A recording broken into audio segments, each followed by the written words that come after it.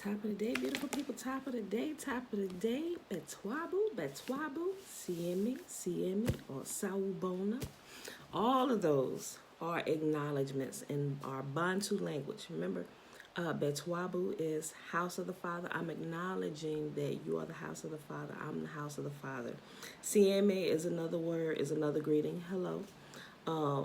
Sawubona is another greeting, acknowledging you, meaning I see you. Sawubona, I see you. All right, beautiful people. Today it is Wednesday, day 151 of year 2 of reading through the books of the law and the prophets.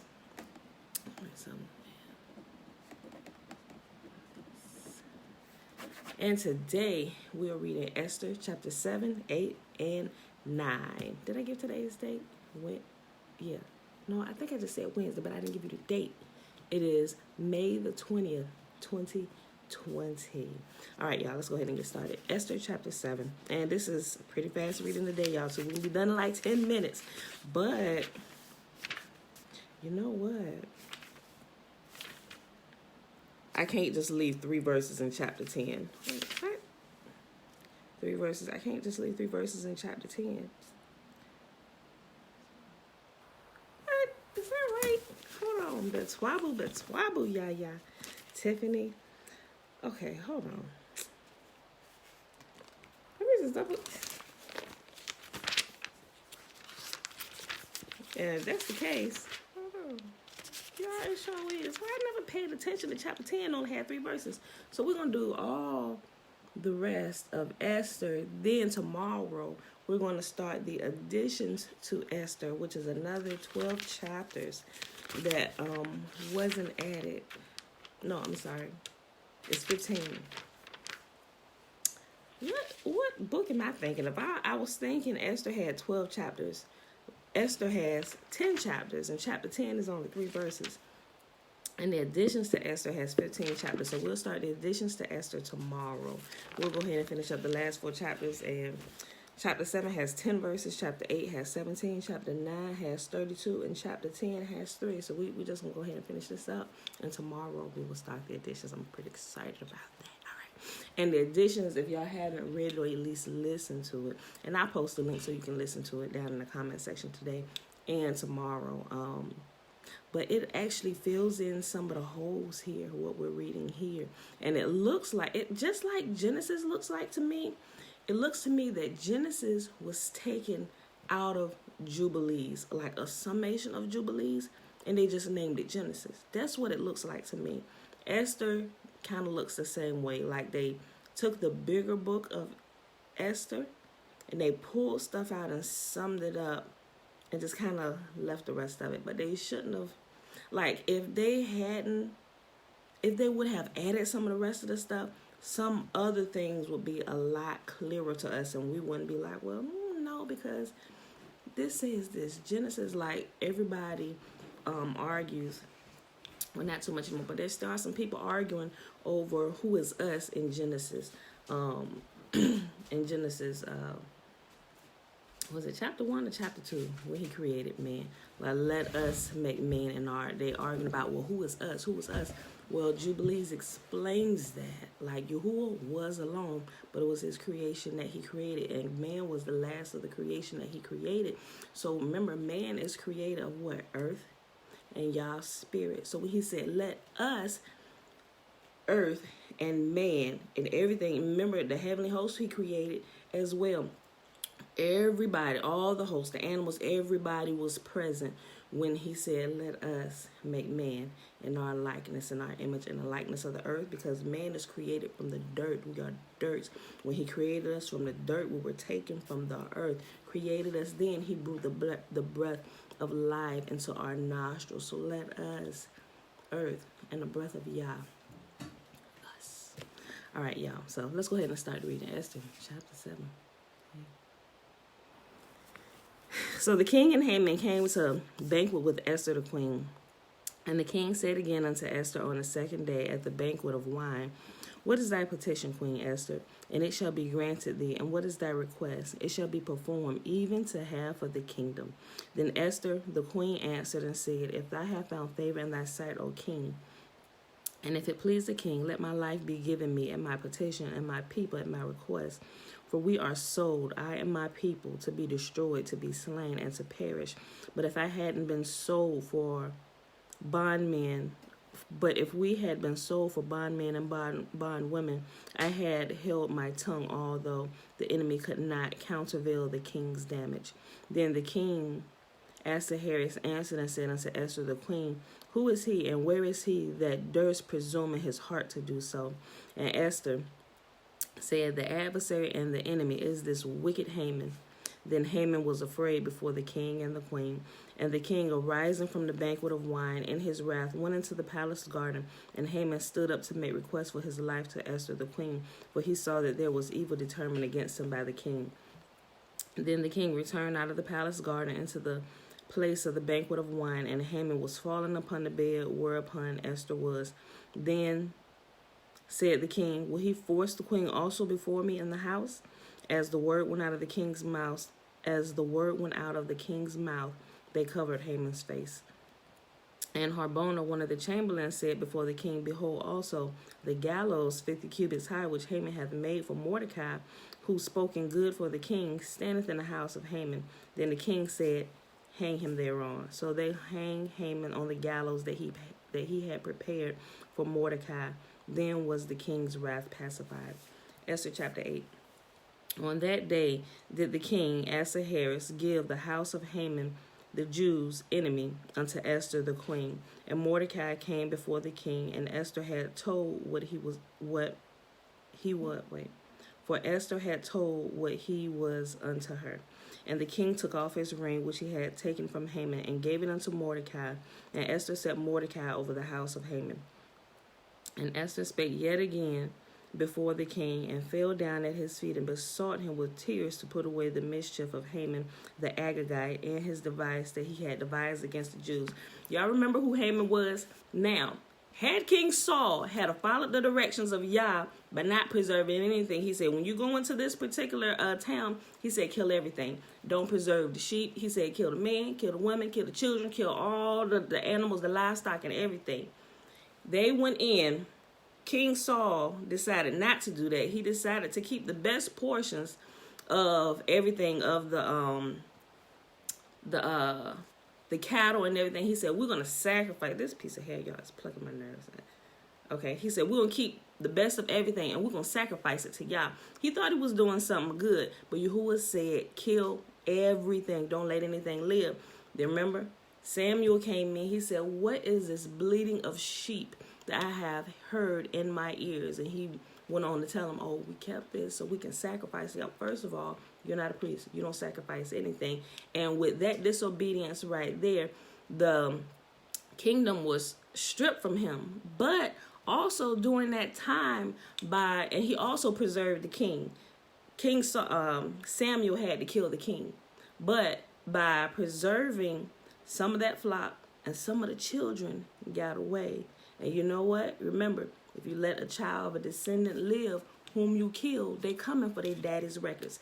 Haman, the Agagite, was of them. See how he came back for their daddy's records to try to wipe us all out again. He should have listened to y'all and not let, he said, kill everything that pisseth up against the wall, the men, the women, the children, and all the livestock that they have. He didn't do that. Now we got this whole book of Esther, and they tried to wipe us out again by King Saul way back when, not following that simple command. Bruh, I tell you. Verse 7. That's the first time I caught that the king gave Haman's house to Esther. Yep. Then the king Ahasuerus, remember King Ahasuerus is also King Artaxerxes. Just depending on what translation you're reading. It'll say Ahasuerus or it'll say Artaxerxes. Then the king Ahasuerus said unto Esther the queen and to Mordecai the Jew, Behold, I have given Esther the house of Haman, and him they have hanged upon the gallows, because he laid his hand upon the Jews. Write ye also for the Jews, as it like you, in the king's name, and seal it with the king's ring. For the writing which is written in the king's name, and sealed with the king's ring, may no man reverse. Then were the king's scribe called at the time in the 3rd month, that is, the month of Sivan, on the 3rd and the 20th day thereof, and it was written according to all that Mordecai commanded unto the Jews, and to the lieutenants, and to the deputies, and the rulers of the province which are in India, unto Ethiopia, 127 provinces, even unto every province according to the writing thereof, and unto every people after their language, and to the Jews according to their writing, and according to their language. And he wrote in the king Ahasuerus' name, and sealed it with the king's ring, and sent letters by post on horseback, and riders on mules, camels, and young dromedaries, wherein the king granted the Jews which were in every city to gather themselves together, and to stand for their life, to destroy, to slay, and to cause to perish all the power of the people and the province that would assault them, both little ones and women, and to take the spoil of them for a prey. Imagine if that was done today. How many people would continue the foolishness against the Jews in this land, against the black folk? Ain't nobody what the command can't. They get to fight back. We can't beat them down. We can't gun them down in the streets. We can't kill them just for jogging down on that. Hey, get in the house. Leave them people alone. But I tell you, it would change immediately, because they know it's an anger pent up, and when that happens, you best believe that Yah has poured out his spirit, and he is fighting for us again, which that is coming. I ain't gonna say it's gonna happen like that, but he did say Israel is gonna be my battle axe. Hey, y'all better read it. Y'all better read history and find out how he used Israel as his battle axe. Verse 12. Upon one day in all the provinces of King Ahasuerus, namely upon the 13th day of the 12th month, which is the month of Adar, the copy of the writing for a commandment to be given in every province was published unto all people, and that the Jews should be ready against the day to avenge themselves on their enemies. So the posts that rode upon mules and camels went out, being hastened and pressed on by the king's commandment, and the decree was given at Shushan the palace. And Mordecai went out from the presence of the king in royal apparel of blue and white, and with a great crown of gold, and with a garment of fine linen and purple. And the city of Shushan rejoiced and was glad. The Jews had light and gladness and joy and honor. And in every province and in every city, whithersoever the king's commandment and his decree came, the Jews had joy and gladness, a feast and a good day. And many of the people of the land became Jews, for the fear of the Jews fell upon them. Oh, your people is my people. Yeah. They grabbed the hem of a Jew, of him who is a Jew. Your God is my God. Well, we got to teach me the ways of your God. I'm a Jew too. I'm telling you, bruh, it make you change real quick. They got the power to defend themselves now. Y'all ain't gonna keep on with this foolishness. Esther, chapter 9. Now in the 12th month, that is, the month of Adar, on the 13th day of the same, when the king's commandment and his decree drew near to be put in execution, in the day that the enemies of the Jews hoped to have power over them, though it was turned to the contrary, that the Jews had rule over them that hated them. The Jews gathered themselves together in their cities throughout all the provinces of the king Ahasuerus to lay hand on such as sought their hurt, and no man could withstand them, for the fear of them fell upon all people. Now, y'all, I know y'all know this, but let me just say this again. When we see the word Jews here, and I think a lot of people who don't understand who the Jews are, when they hear Jew or Jews, they automatically think about the Jewish people.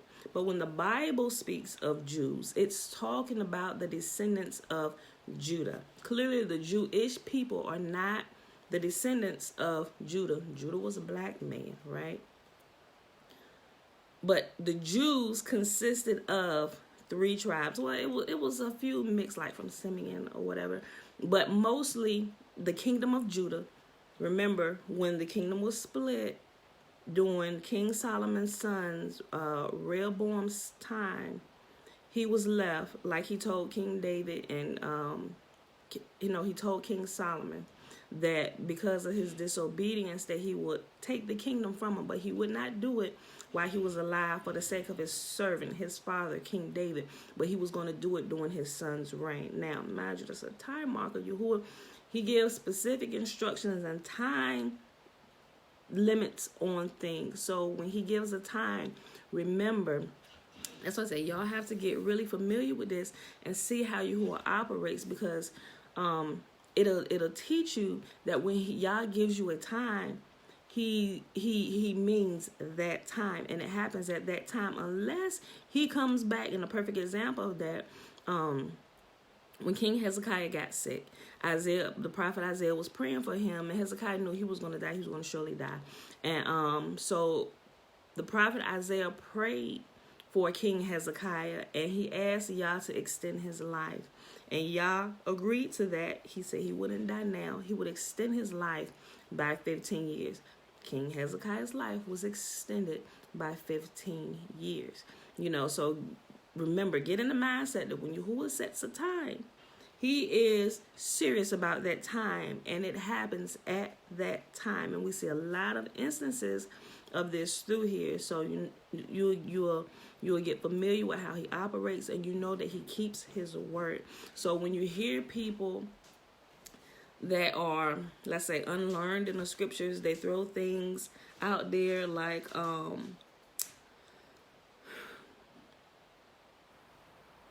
they throw vague things or ambiguous terms out there, like Yah is not clear about what he said. Rest assured that Yah is very specific about what he says, and he gives time markers for things. Unless he says like a season, then know when that season comes, it's going to be sometime within that season. But he's going to give you a time marker to where you can be looking towards it, and you know what's going to happen in this particular season. But back to what I was saying, the Jews consisted of Benjamin, most of Levi, because when the kingdom split, most of Levi came down into the kingdom of Judah. Remember, the Levites were scattered. I ain't gonna say scattered.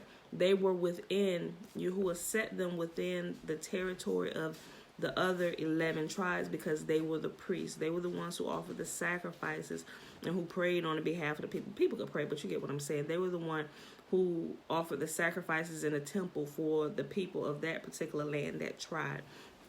So because at that time, most of them were still trying to keep to Yahuwah's laws, they decided to go to the kingdom of Judah, because the kingdom of Judah, the Jews kept to Yah's law, statutes, and commands more than Israel did. When you hear Israel, it's talking about the 10 tribes. And when you hear Judah, or the kingdom of Judah, or the Jews, it's talking about the southern kingdom of Judah, which is Judah, Benjamin, and Levi, most of Levi. We know that some of Simeon was in there because we see some scriptures or whatever, but the 10 tribes were scattered across the world and assimilated by the Assyrians way before Yahuwah got sick and tired of the foolishness with the kingdom of Judah. As a matter of fact, in I think it's Ezekiel chapter 24, he goes in and he talks about how their wickedness was more wicked than Israel, and it gives you details. It's very graphic.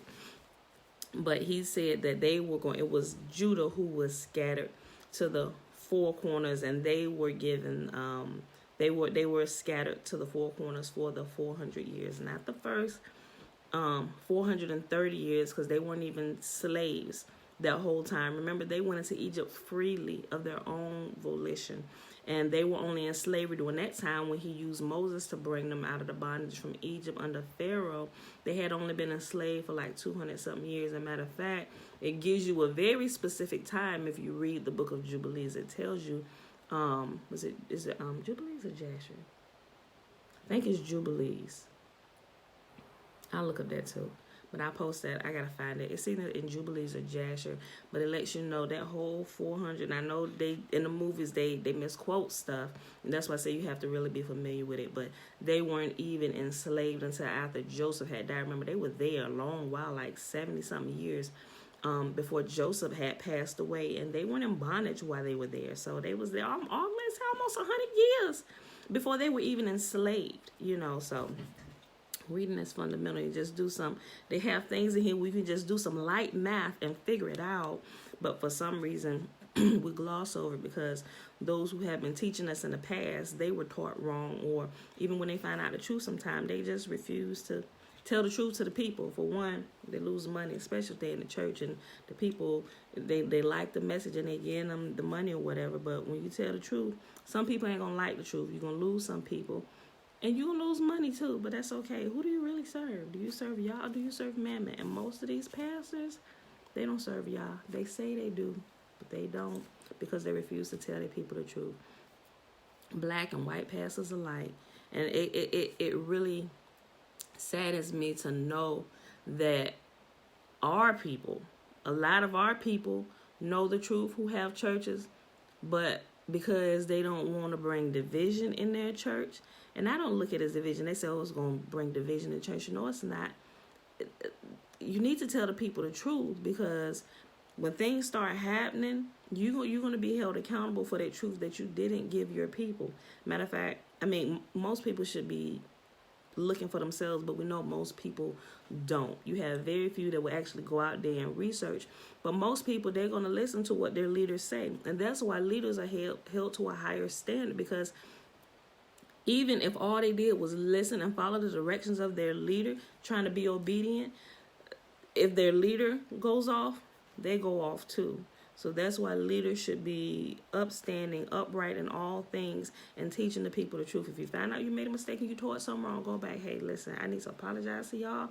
I just found out this is wrong. I was wrong, so forgive me. We need to adjust our ways. We need to consider what's been going on, what has happened, this. Like, seriously, that's a true leader, somebody who will go back and do that. But some people, pride gets in the way and all kinds of other stuff. Okay, but I went off on a little rabbit trail telling you about Jews and who the Jews are. So when you hear Jews, just know those are the descendants of Judah, one of the sons of Jacob and Leah. Everyone who came from him and who resided in his kingdom, they were referred to as being Jews. Okay, verse 2. The Jews gathered themselves together in their cities throughout all the provinces of King Ahasuerus to lay hand on such as sought their hurt, and no man could withstand them, for the fear of them fell upon all people. And all the rulers of the provinces and the lieutenants and the deputies and the officers of the king helped the Jews because the fear of Mordecai fell upon them. For Mordecai was great in the king's house, and his fame went throughout all the provinces. For this man Mordecai waxed greater and greater. Thus the Jews smote all their enemies with the stroke of the sword, and slaughter and destruction, and did what they would unto those that hated them. And in Shushan the palace the Jews slew and destroyed 500 men, and Parshandatha and Dalphon and Aspatha, and Portha and Adalia and Adridatha, and Parmashta and Arisai and Aridai and Vehezatha, the 10 sons of Haman, the sons of Hamadatha, the enemy of the Jews, slew they, but on the spoil laid they not their hands. On that day, the number of those that were slain in Shushan the palace was brought before the king. And the king said unto Esther the queen, the Jews have slain and destroyed 500 men in Shushan the palace, and the 10 sons of Haman, what have they done in the rest of the king's province? Now what is thy petition, and it shall be granted thee, or what is thy further request, and it shall be done? Then said Esther, if it please the king, let it be granted to the Jews which are in Shushan to do tomorrow also according unto this day's decree, and let Haman's 10 sons be hanged upon the gallows. And the king commanded it to be done, and the decree was given at Shushan, and they hang Haman's 10 sons. Ain't they crazy? You out here being a butthole. Now your sons gotta suffer for all this too. All your sons, you and your entire household gotta die. Why? They had to kill them. They had to kill them. They knew. They just had to, because you killed their daddy, and he got 10 sons. They gonna come for their daddy's records. They gonna come to defend their father's honor. So they had to go. And the king commanded it to be done. And the decree was given at Shushan, and they hanged Haman's 10 sons. For the Jews that were in Shushan gathered themselves together on the 14th day also of the month of Adar, and slew 300 men at Shushan, but on the prey they laid not their hand.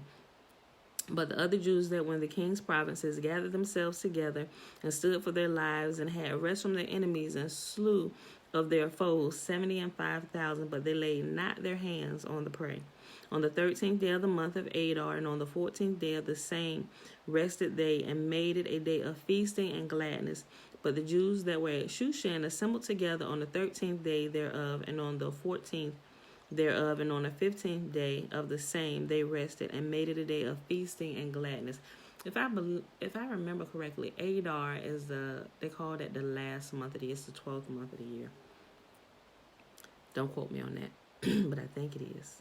And Mordecai wrote these things and sent letters unto all the Jews that were in the provinces of King Ahasuerus, both nigh and far, to establish this among them, that they should keep the 14th day of the month Adar, and the 15th day of the same yearly, as the days wherein the Jews rested from their enemies, and the month which was turned unto them from sorrow to joy, and from mourning into a good day, that they should make them days of feasting and joy, and of sending portions to one another and gifts to the poor. And the Jews undertook to do so as they had begun, and as Mordecai had written unto them. And also, if you guys ever heard of Purim, you see the Jewish people celebrating it every year. Like, I didn't understand what it was till I understood what it was last year. That's this right here, them feasting, but like, that's a whole nother story, y'all. That's not a feast that Yahuwah commanded. That's something that our people, because it was a great day. They got to, celebrate them being able to save their lives and fight back. So our people decided to make it a holiday. Is it wrong? I don't think so. It's a good day to remember. Verse 24. Because Haman, the son of Hammedatha the Agagite, the enemy of all the Jews, had devised against the Jews to destroy them, and had cast pur, that is, the lot to consume them and to destroy them. But when Esther came before the king, he commanded by letters that his wicked device, which he devised against the Jews, should return upon his own head, and that he and his son should be hanged on a gallows. Wherefore they call these days Purim, after the name of Pur. Therefore all the words of this letter, and of that which they had seen concerning this matter which had come unto them, the Jews ordained and took upon them and upon their seed and upon all such as joined themselves unto them, so that they should not fail, that they would keep these 2 days according to their writing and according to their appointed time every year. See, it said it right here. And I didn't even remember that it said that. I just understood it. The Jews ordained this day. and that these days should be remembered and kept throughout every generation, every family, every province, and every city, and that these days of Purim should not fail from among the Jews, nor the memorial of them perish from before their seed. Then Esther the queen, the daughter of Abihail, and Mordecai the Jew wrote with all authority to confirm this second letter of Purim, and he sent the letters unto all the Jews to 127 provinces of the kingdom of Ahasuerus with words of peace and truth, to confirm these days of Purim in their times appointed, according as Mordecai the Jew and Esther the queen had enjoined them, and as they had decreed for themselves and for their seed the matters of fastings and their cry. And the decree of Esther confirmed these matters of Purim, and it was written in the book. Last chapter for the day, which is also the last chapter of this particular book, and it's only 3 verses. Esther chapter 10. And the king Ahasuerus laid a tribute upon the land and upon the isles of the sea, and all the acts of his power and of his might, and the declaration of the greatness of Mordecai, whereunto the king advanced him, are they not written in the book of the Chronicles of the kings of Media and Persia? For Mordecai the Jew was next unto King Ahasuerus, and great among the Jews, and accepted of the multitude of his brethren, seeking the wealth of his people, and speaking peace to all his seed. All right, beautiful people. That is our reading for today. That was Esther 7, 8, 9, and 10. And tomorrow we will start reading they call it the additions to Esther, but it's the other 15 chapters that should have been a part of this entire book. All right, y'all. It's day 151, Wednesday, May the 20th, 2020. 20. No.